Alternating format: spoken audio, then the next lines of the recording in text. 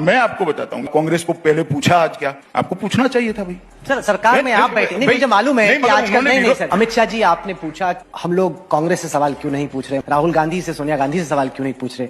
Sir देश की जनता ने आपको चुना है सरकार चलाने के लिए, जो सत्ता में बैठता है सवाल उससे पूछे जाते हैं। मोदी सरकार का बीजेपी का वायदा था कि भारत की अर्थव्यवस्था 10% की जीडीपी ग्रोथ रेट आप डिलीवर करेंगे। जो आपका प्रॉमिस था और जो डिलीवरी है उसमें इतना बड़ा गैप क्यों।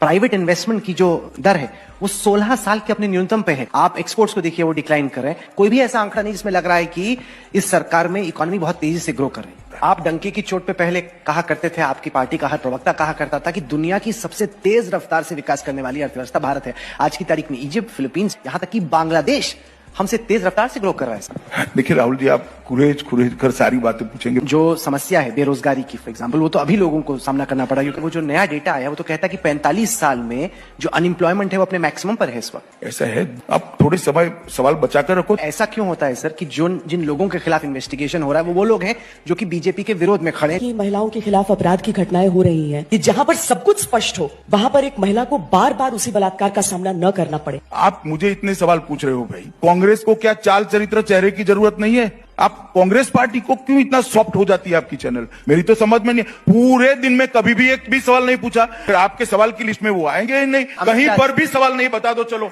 मैं मेरी बात वापस लेने के लिए तैयार, या तो आप फिर स्वीकार कर लो। नहीं मैं बताता हूं ना, देश की जनता आपसे उम्मीद रखती है, इसलिए आपको देश की जनता हमसे, पार्टी विद द डिफरेंस आप है, इसलिए सवाल आपसे पूछे जाएंगे कि आप भी कांग्रेस से कड़े सवाल करो।